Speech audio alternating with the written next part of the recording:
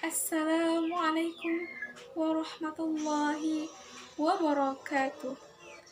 Alhamdulillahilladzi lahu ma fis samawati wa ma fil ard wa lahul hamdu fil akhirah wa huwa hakikul khabir.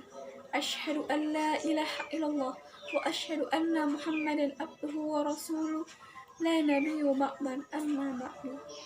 Yang terhormat Dewan Juri dan Panitia Haflah Pesantren Hidayatullah dan teman-teman yang saya banggakan.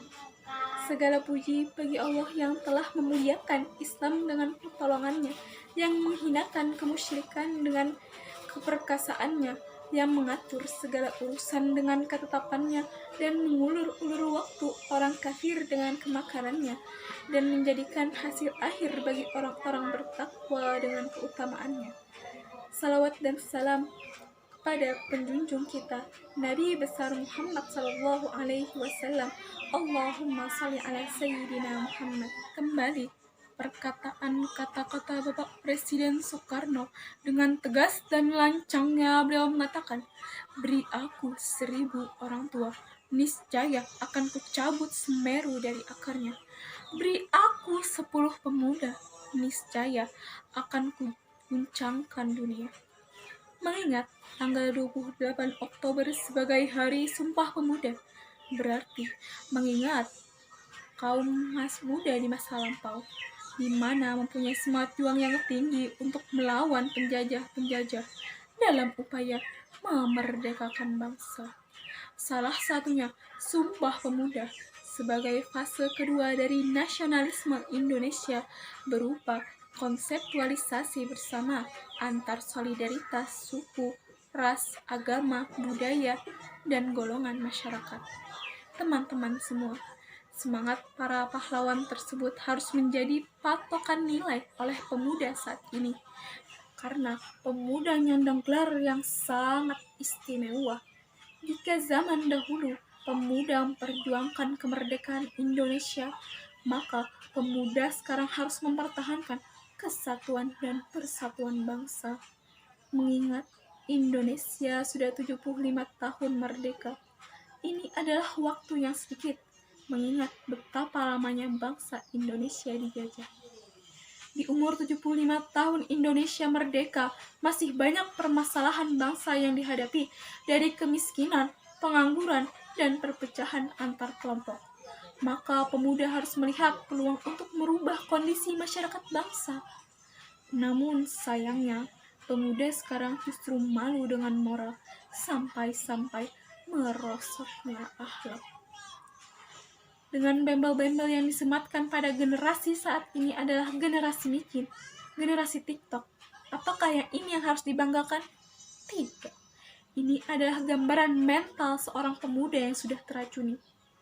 Teman-teman semua, semangat heroik tersebut harus menjadi patokan nilai oleh semua pemuda saat ini, karena pemuda menyandang gelar yang sangat istimewa. Jika zaman dahulu pemuda memperjuangkan kemerdekaan Indonesia, maka pemuda sekarang harus mempertahankan kesatuan dan persatuan bangsa.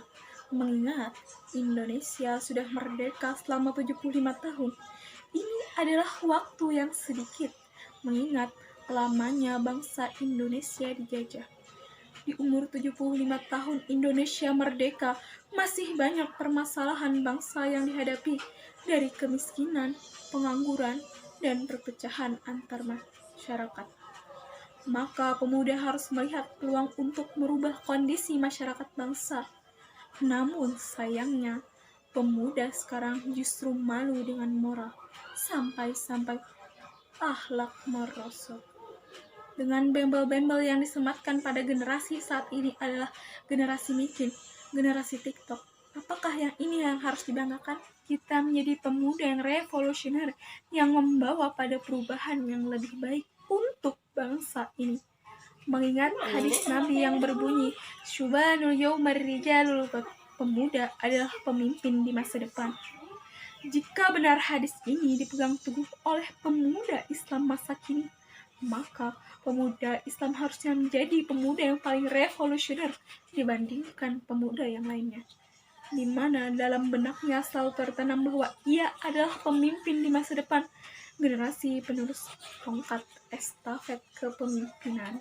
Seluruh hadirin yang baik hati, di akhir pidato saya kali ini, mari kita saling mengingatkan dan terus berkarya dan berprestasi, menjunjung tinggi bangsa dan negara yang sangat kita cintai ini. Hanya warga negara yang cerdaslah yang dapat menjadikan bangsa ini maju, dan hanya warga negara yang berjiwa besar yang dapat menjadikan bangsa dan negara kita menjadi kedaulatannya yang diakui di mata dunia. Jangan cemari hati kita dengan perilaku yang dapat merusak lingkungan daerah, wilayah, maupun negara kita. Mohon maaf atas kesalahan dan kelebihannya. Wabillahi taufiq wal hidayah, waridha wal inayah. Assalamualaikum warahmatullahi wabarakatuh.